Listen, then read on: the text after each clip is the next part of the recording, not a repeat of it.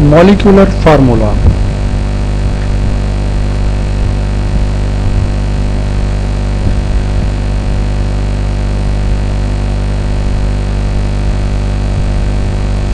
सबसे पहले हम ये देखते हैं कि मॉलिक्यूलर फार्मूला क्या होता है। मॉलिक्यूलर फार्मूला किसी भी कंपाउंड के असल मॉलिक्यूल की बुनियाद पर तश्कील दिया जाता है। अगर हम मॉलिक्यूलर फार्मूला को डिफाइन करना चाहें तो हम कह सकते हैं कि it is that formula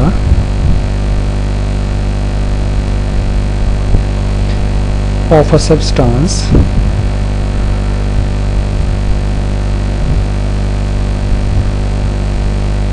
which is based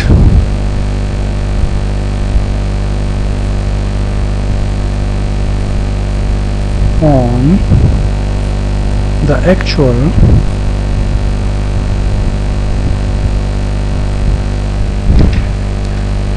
molecule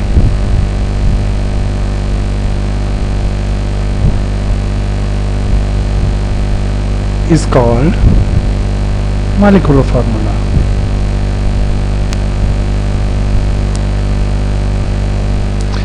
कि वो फार्मूला जो किसी भी चीज़ के असल मॉलिक्यूल के ऊपर मुश्तमिल होता है। इससे मेरी मुराद ये है कि मिसाल के तौर पर सल्फ्यूरिक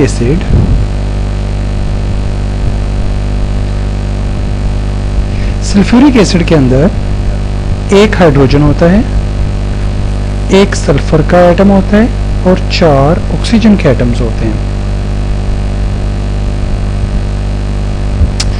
ये एक हाइड्रोजन, एक सल्फर और 4 ऑक्सीजन जब आपस में मिलते हैं तो सल्फ्यूरिक एसिड बनता है।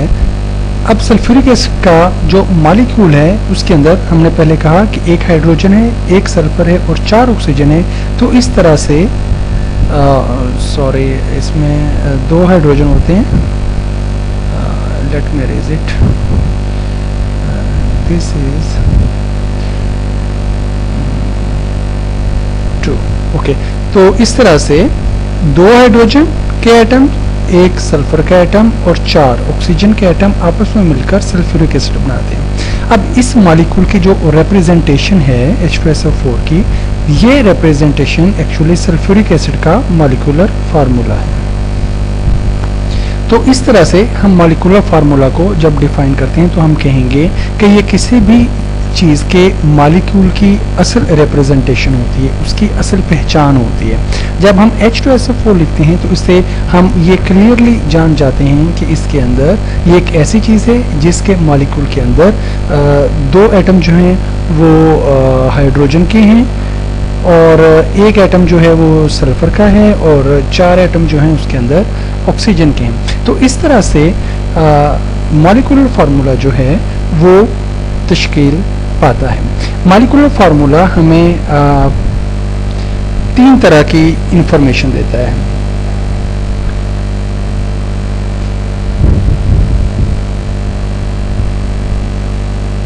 ओके,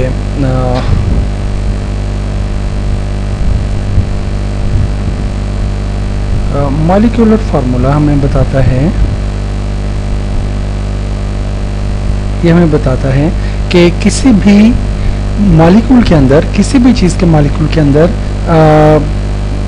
किस तरह के एटम्स मौजूद हैं, what atoms are present.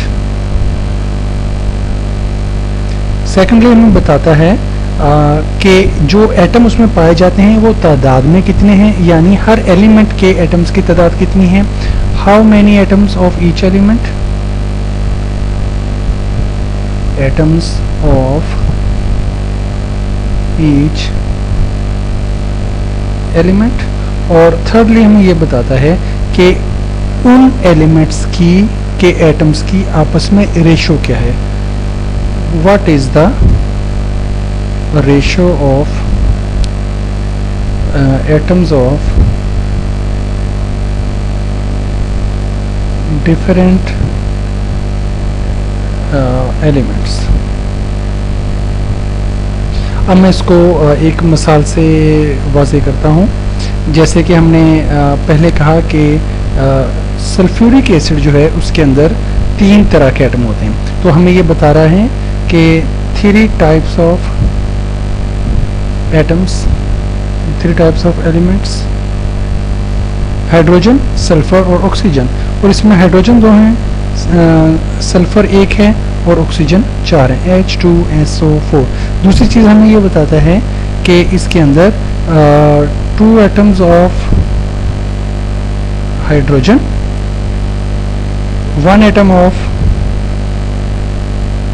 Sulphur और 4 एटम्स ऑफ ऑक्सीजन। तीसरी चीज जो हमने कही थी कि रेशो अब यहाँ पे हाइड्रोजन, सल्फर और ऑक्सीजन की अगर हम लिखें, हाइड्रोजन,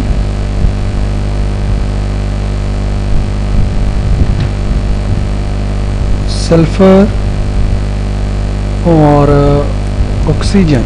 तो हाइड्रोजन के जो एटम्स हैं वो 2 हैं, सल्फर का एटम 1 है और जो ऑक्सीजन है उसके 4 हैं। तो इस तरह से हमें पता चला कि हाइड्रोजन, सल्फर और ऑक्सीजन इनकी आपस की जो रेशो है वो 2:1:4। तो इस तरह से हमें इनकी रेशो का पता चल गया कि सल्फ्यूरिक एसिड का जो मॉलिक्यूल है उसके अंदर हाइड्रोजन, सल्फर और ऑक्सीजन के एटम्स की रेशो क्या है।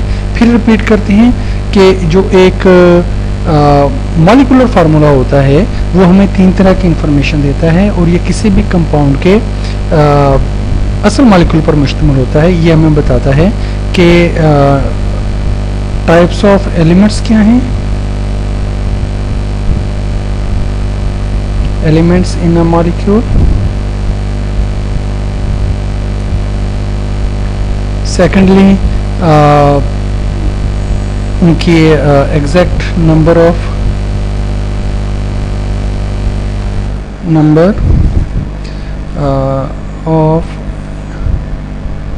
atoms of each element,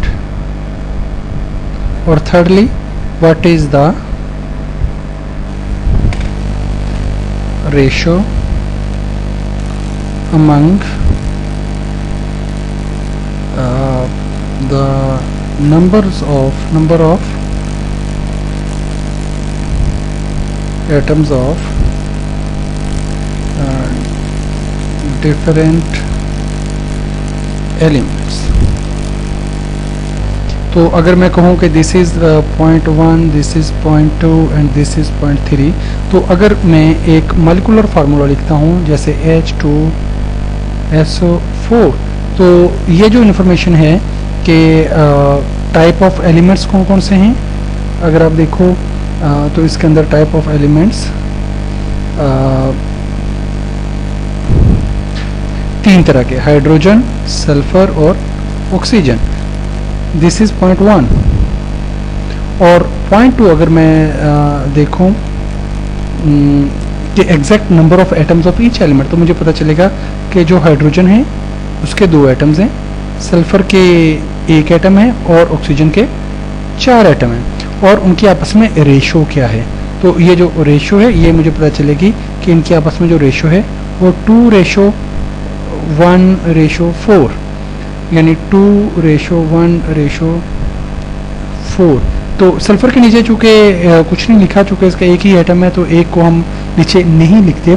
तो इस तरह से मॉलिक्यूलर फार्मूला जो है वो हमें ये 3 तरह की इंफॉर्मेशन देता है। और याद रखिएगा कि जो मॉलिक्यूलर फार्मूला होता है ये किसी भी सब्सटेंस की एक सही रिप्रेजेंटेशन होती है और एक मुकम्मल रिप्रेजेंटेशन होती है। तो हम किसी भी सब्सटेंस का अगर हम मॉलिक्यूलर फार्मूला लिखते हैं तो हमें उस कंपाउंड की या उस सब्सटेंस की जो तमाम प्रॉपर्टीज़ हैं उसका हमें बखूबी इल्म हो जाता है।